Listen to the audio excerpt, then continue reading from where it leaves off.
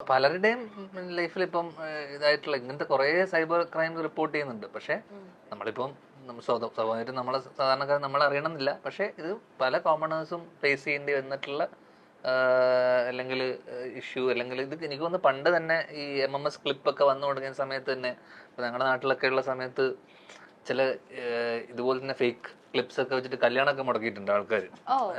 കല്യാണത്തിന് 2 ദിവസം മുന്നേ ഒക്കെ പെണ്ണിന്റെ ഇതേപോലെ തന്നെ നാട്ടിലൊക്കെ നാട്ടുമ്പുറത്തൊക്കെ ഇതേപോലെ സാമ്യമുള്ള കുട്ടിയുടെയൊക്കെ ഇങ്ങനത്തെ MMS ക്ലിപ്പൊക്കെ ഇറക്കിയിട്ട് കുട്ടീനെ പോലെ എവിടെയെങ്കിലും ഒക്കെ ചായ ഉണ്ടാവും, അങ്ങനത്തെ MMS ക്ലിപ്പൊക്കെ വന്നിട്ട് ഇത് കല്യാണത്തിന് കറക്റ്റ് 2 ദിവസം മുന്നേ കൊണ്ട് ഇറക്കിയിട്ട് കല്യാണം മുടക്കി കളയും. ഓക്കെ, അതൊക്കെ കറക്റ്റ് അതിനെ എന്താ പറയണ്ട, ഇതൊക്കെ ചെയ്യുന്ന അല്ലെങ്കിൽ ഇതൊക്കെ കാലാകാലങ്ങളായിട്ട് ഉള്ള എത്രയോ വർഷങ്ങളായിട്ടുള്ള സാധനങ്ങളാണ്. ഇത് എത്ര പേര് റിപ്പോർട്ട് ചെയ്യുന്നുണ്ട്, എത്ര പേര് ഇത് ചെയ്യുന്നുണ്ട് എന്നുള്ളത് മാത്രമേ ഉള്ളൂ. അപ്പൊ ഇതിനെ ഇതിനകത്ത് നമ്മളതിനെ എത്ര പേര് പുറത്തു പറയുന്നുള്ള ഇങ്ങനത്തെ ഒരു ഇഷ്യൂലൊക്കെ പെടുമ്പോൾ പലരും ഇതിപ്പോ കഴിഞ്ഞ ദിവസം വരെ ഹണി ട്രാപ്പ് ഒരു പുള്ളിയുടെ 2.5 കോടി രൂപയോളം ഒരു അദ്ദേഹത്തിന്റെ എനിക്കൊന്ന് 2.5 crore-ഓളം ഒരു വർഷത്തോളമായിട്ട് അവരെ അറസ്റ്റ് ചെയ്തു, ഒരു കപ്പിള്.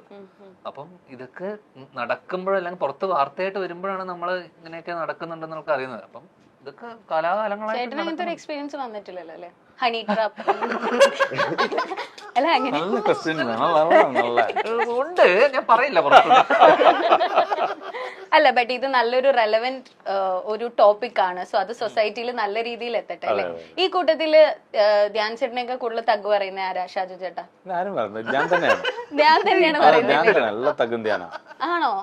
ഈ അവിടെ നമ്മുടെ ലൊക്കേഷനിൽ ഇങ്ങനെയാണ് രാവിലെ 1-3 തഗ്,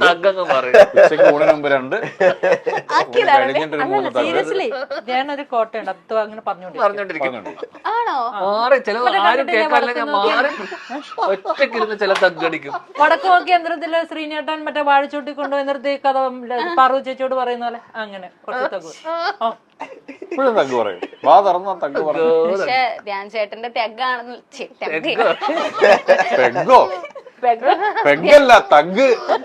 ധ്യാൻ ചേട്ടന്റെ തഗ്ഗാണ് മെയിൻ അല്ലേ? ധ്യാൻ ചേട്ടൻ എന്തൊരു ഫാൻസാ ഉള്ളത്. ഇന്റർവ്യൂ തന്നെ കാണാൻ എത്ര പേരാ ഉള്ളത് അല്ലേ? അപ്പം ഇതുപോലെ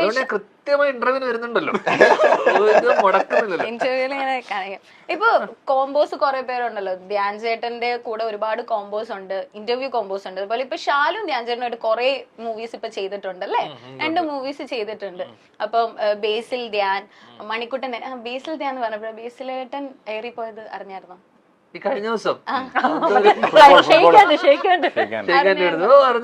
വിളിച്ചോ? എന്നിട്ട് അല്ല, അവനത് വേണം. സംഭവം നടന്നു പോയ ആളാ ഇവന് മനസ്സിലായിട്ടില്ല. എനിക്കൊന്നും ഇവനെ അറിയേയില്ല എന്നാ പുള്ളിക്ക്. ടോവിനോട് കമന്റ് കണ്ടായിരുന്നു. ടോവി എന്തോ ഇട്ടായിരുന്നു അതിൽ. അത് ഭയങ്കര വൈറലായിരുന്നു. കാരണം അത് എന്തുകൊണ്ട് ഇട്ടേന്നറിയോ?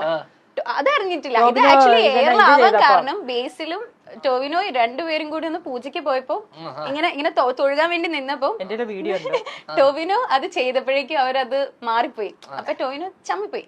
അത് തന്നെയാണ് ഇപ്പൊ തിരിച്ച് ബേസിൽ വന്നത്. അതുകൊണ്ടാണ് അപ്പൊ ബേസിൽ നൈസായിട്ട് ഫുട്ബോളുകാരനോട് പറഞ്ഞിരുന്നത് അവനെ മൈൻഡ് ചെയ്യണ്ടല്ലേ. നോട്ടം ഭയങ്കര കോമഡി തരത്തിലുള്ള അവഗണന ഉണ്ടാവുന്ന നല്ലതാണ്. അറിഞ്ഞിട്ടേ ഇല്ല, കേക്കണ്ട. ശരി, അതെ അറിയാൻ വേണ്ടിയൊന്നും പറഞ്ഞത്. കാരണം ചില സമയങ്ങളിൽ അത് നമ്മൾ എന്തൊക്കെയോ ആയി എന്നൊക്കെയുള്ള ഒരു വിചാരം വരുമ്പോ അവനത് ആവശ്യമായിരുന്നു. ആണല്ലേ? ചില സമയങ്ങൾ ഞാനും അങ്ങനെ അവനെ പണിക്കാറുണ്ട്. ഫോണൊക്കെ വിളിക്കുമ്പോ കട്ട് ചെയ്ത് കളയാ, എടുക്കാതിരിക്കുക. ചില വലിയ ആൾക്കാരൊക്കെ ഇതുപോലെ എന്തെങ്കിലുമൊക്കെ വിളിക്കുമ്പോഴേ നമ്മൾ ഫോൺ എടുത്തിട്ട് ഫോൺ കാണും. നമ്മളപ്പോ നമ്മള് തിരക്കാണ്, തിരക്കാണെങ്കിൽ വേണ്ടി ഒരു 5 റിങ് അടിച്ചിട്ട് എന്നിട്ട് നമ്മള് എടുക്കൂല. ചേട്ടാ പറ, ഒരു പണിയില്ലാതെ ഇരിക്കും, ഏതെങ്കിലും സിനിമ കഴിയാൻ വേണ്ടി വിളിക്കായിരിക്കും. അപ്പോഴും നമ്മളെന്ത് ചെയ്യും? ഒരു അടുത്ത കോളിൽ ഫസ്റ്റ് കോളിൽ എടുക്കൂല. ചില ആൾക്കാരുണ്ട് അങ്ങനത്തെ. ആരാളാ ഞാൻ. ധ്യാൻ ചേട്ടന്റെ ഉപദേശം കേൾക്കാൻ വേണ്ടി ആരെങ്കിലും വിളിക്കാറുണ്ടോ? എടാ ഞാനിങ്ങനെ പെട്ടിരിക്കുക എന്നൊന്നും. എന്താ ശാലു എന്താ ചിരിക്കുന്നത്? കഴിഞ്ഞ ദിവസം ഞാൻ ഇവനെ എയർപോർട്ടിൽ വെച്ച് കണ്ടു. ഓക്കെ. എയർപോർട്ടിൽ വെച്ച് കണ്ടോണ്ട് ഇവൻ എന്നെ ആദ്യമായി കാണുന്ന ഒരു സന്തോഷവും ഇതും. അപ്പൊ ഞാൻ തിരിഞ്ഞു പെട്ടെന്ന് ഞാൻ ഇവനെ കണ്ടപ്പോ നീ എന്താ എന്നെ ഇങ്ങനെ ആദ്യമായിട്ട് കാണുന്ന രീതിയിലുള്ള സന്തോഷം. അപ്പൊ അവനോട് പറയാ ഞാൻ ചേട്ടനെ പറ്റി ഇപ്പൊ ആലോചിച്ച് ചേട്ടനെ ഇതാക്കാൻ വേണ്ടി. അപ്പൊ ഇവനെന്നെ ഉപദേശം അന്വേഷിച്ചിട്ട് വിളിക്കാതിരുന്ന ആൾക്കാർ. അപ്പൊ ഞാനതാ ഞാൻ ആക്ച്വലി കണ്ടിട്ടില്ല കോളേജിന്റെ സമയത്ത്. പക്ഷെ ഇതുപോലെ ഉപദേശം തേടി വന്നു. എന്ത് ഉപദേശം കൂടെ ചോദിക്കട്ടോ? എന്താ ഉപദേശം? അല്ല ഷാജു എന്താന്ന് അറിയണ്ടേ? എന്താന്ന് അറിയണം ഞാൻ. ഇല്ല ഉപദേശമൊന്നുമില്ല. ഇങ്ങനെ വിഷമിച്ചിരിക്കുമ്പോഴത്തേക്ക് ധ്യാൻ ചേട്ടനെ ഒന്ന് വിളിച്ചു കഴിഞ്ഞാല് എന്തെങ്കിലും കിട്ടുമെന്ന് വിചാരിക്കും. അറിയാറ് നമുക്കൂടെ ഇടയ്ക്ക് വിളിക്കാം. സിനിമകൾ ഒരു വിഷമഘട്ടത്തിൽ വന്നപ്പോ ഞാൻ സമാധാനിപ്പിച്ചിട്ടില്ലേ? ഞാൻ ലേഡീസിലാണ് കൂടുതൽ. ഇവ വിളിച്ചപ്പോ എടുത്തില്ല.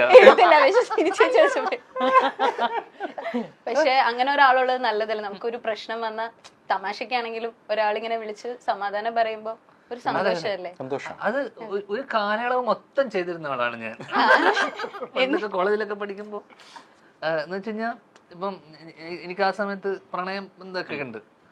ഈ പ്രണയബന്ധം ഉള്ളതുകൊണ്ട് സമയത്ത് തന്നെ ഇപ്പൊ ഞാൻ സ്നേഹിച്ചുകൊണ്ടിരുന്ന കുട്ടിയുടെ കൂട്ടുകാരികളൊക്കെ ഉണ്ടല്ലോ, അവർക്കൊക്കെ പല പല ഘട്ടങ്ങൾ വരുന്ന സമയത്ത് എന്നുവെച്ചാൽ അവരെന്തെങ്കിലും ബ്രേക്കപ്പോ അല്ലെങ്കിൽ പ്രശ്നങ്ങളോ എന്തെങ്കിലും ഇഷ്യൂ ഒക്കെ വരുന്ന സമയത്ത് ഞാൻ വെറുതെ സുഖമല്ലടി പറഞ്ഞിട്ട് മെസ്സേജ് അയക്കും. എന്ത് സുഖം? അറിഞ്ഞിട്ടാ വിളിക്കണേ, അറിഞ്ഞിട്ടാ മെസ്സേജ് അയക്കണേ. എന്ത് പറ്റി? ഇല്ല ഒന്നും പറയണ്ടടാ, ഞാൻ വിളിക്കാം വിളിച്ചിട്ട് അവരൊരു സമാധാനിപ്പിക്കുമ്പോഴില്ലേ നമുക്കൊരു ആശ്വാസ, നമുക്കൊരു സമാധാനം കിട്ടും.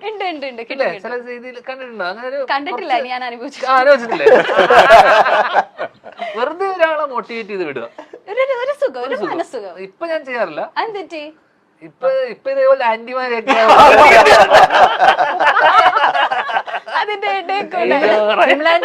എന്നെ പ്രത്യേകം ഏൽപ്പിച്ചിട്ടുണ്ട്. അവനെ ശ്രദ്ധിച്ചോണോ, എന്റെ സ്ഥാനം നിനക്ക് മോക്ക് തന്നേക്കുവാന്ന് പറഞ്ഞേക്കുന്നത്. അമ്മയെ പോലെ. അതുകൊണ്ട് കുഴപ്പമില്ല. എന്നിട്ട് ഇപ്പൊ ബേസിലേട്ടനോട് എന്ത് ഉപദേശം കൊടുക്കാനുള്ളത്? ആർക്കാ? ബേസിലേട്ടന്. അവനെന്ത് ഉപദേശിക്കാൻ? അവനല്ലെങ്കിൽ നാട്ടിൽ നിന്ന് കിട്ടുന്നുണ്ട് അവിടെ കിട്ടിക്കൊണ്ടിരിക്കണെന്നല്ലേ?